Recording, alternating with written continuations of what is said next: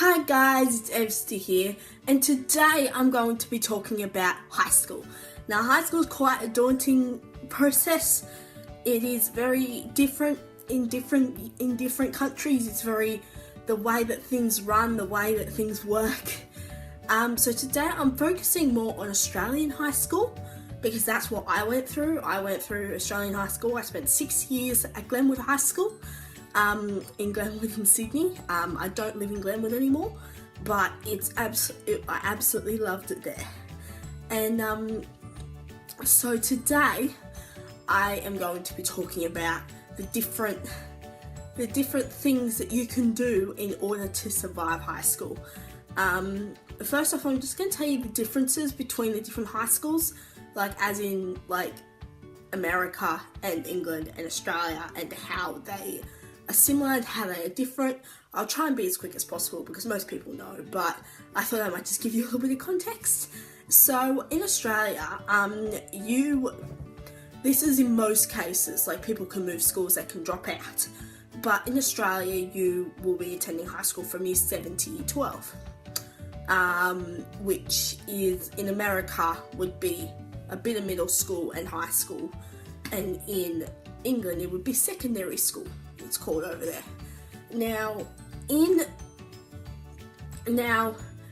England, which is the one that's closest to us, as in education systems, you do I think off the top of my head it's called the GCSEs, and then you go to sixth form. In Australia you don't do that. You don't go to a separate school for sixth form or year 11 and year 12. You go to the same school. You can go to senior high school, so specialise in year 11 and year 12, but most people stay at their old high school because it's easier and it's closer and it's usually cheaper. But so you go to the same school from year 7 to year 12. Now in year 10, you do something called a ROSA, which is a record of school achievement off the top of my head. It's basically you get a piece of paper saying you've completed year 10, and basically if you leave at any point in year 11 or year 12 before your graduation of year 12, then you get your ROSA, and that's how you can get traineeships, apprenticeships. You go TAFE with that. You can't do any university or higher education with that, but unless you go to TAFE and then you go to uni afterwards with that TAFE degree. But it really, some people decide to do that, people who want to become people who want to become a tradie or an electrician or a plumber or something like that. They would usually get their ROSA and drop out and go to TAFE so that they don't have to complete year 11 and year 12. In year 12, you do something called your HSC, which is the high school certificate. Now, this is basically a bunch of exams in the subjects that you took in year 11 and year 12. You take the same subjects in year 11 and year 12. You get to pick. Basically, they're all based on units. So, in year 12, you need to have a minimum of 10 units. So that is equal to approximately 5 subjects, because most of the time each subject is equal to 2 units, but there are some subjects that are equal to 3 units and some subjects are equal to 1 unit. So it really does depend on what subjects you do, but overall most subjects equal to 2 units. You need to have at least 10. I only had 10 because I dropped a subject. In year 11 at our school you have to have 6 subjects, so you have to have 12 units. And then in year 12, if you have a pretty valid reason to drop a subject, you can. I had a valid reason, it was my anxiety, so I dropped the subject. So that means I had study periods. Otherwise you don't have study periods, unfortunately. And then at the end you do a set of exams. Now that will give you your HSC marks, which are bands. So band 1 is 0 to 50%. Band 2 is 50 to 59%, Band 3 is 60 to 69%, Band 4 is 70 to 79%, Band 5, 80 to 89%, and Band 6 is 90 to 100%. So it really depends on scaling and all that.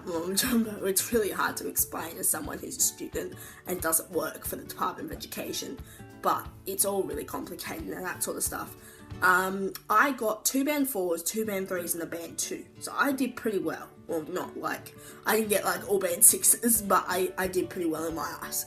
I had an average of 65% in all of my subjects. So if I added them all together and divided by 5, I got 65%. You'll also get your ATAR, which is a rank. It's where you're ranked in the entire state, in New South Wales in my case. So where you're ranked in the entire state. So you can have anywhere between 0 and 99.95.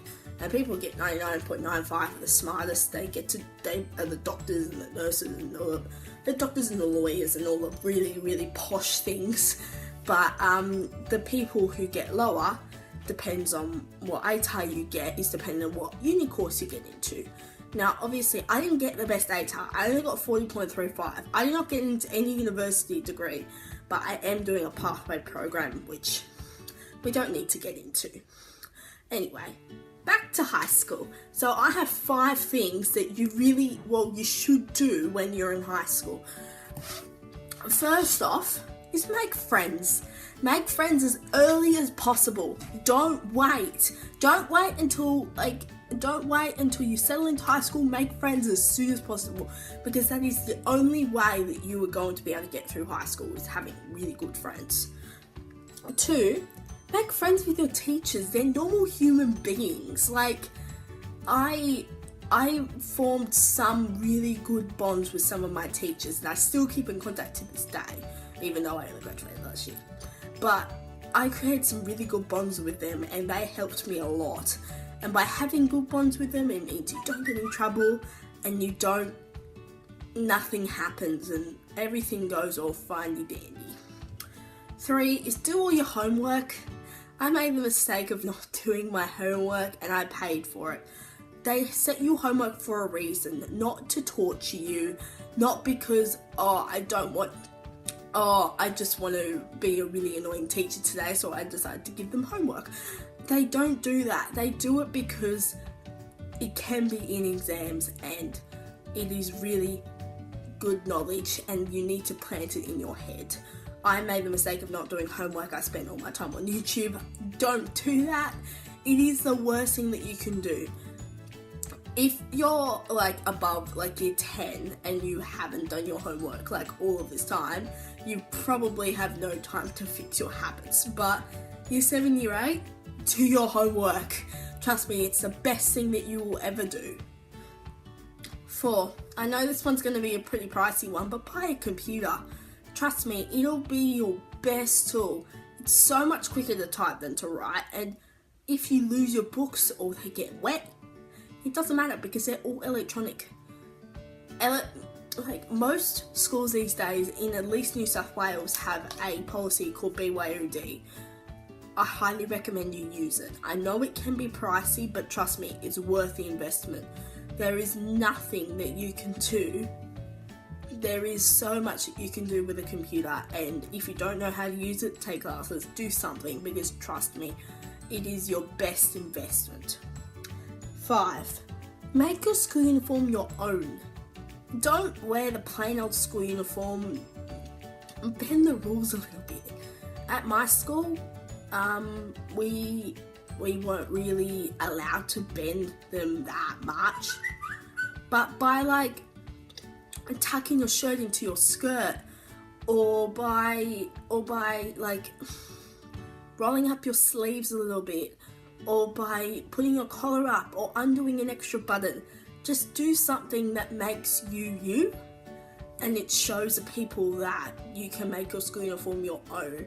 It is the school uniform, yes, but it's there so that people don't have to worry about picking clothes every day. But you can make it your own. You can wear knee-high socks. You can wear shoes with the biggest heel you ever seen. Make your school uniform your own. Show the people why you are here. And obviously, don't break the rules, but bend them a little bit. It's not gonna kill you. So this is basically it, guys. I really hope you found this video to be of use, so that you understand how how high school in Australia works and how, or at least in New South Wales, I'm not sure about the other states. But I really hope that you found this very educational and helpful. I really hope you guys have a really good day. And I just wanted to show you the book that I wrote in my notes down in. You cannot be cereal. Like, come on. I know it's upside down, but this is like amazing. I love typo books. You need to go to typo. Buy your books from typo. That is another good thing because they're so cool. Okay guys, have a great day. Signing out from it.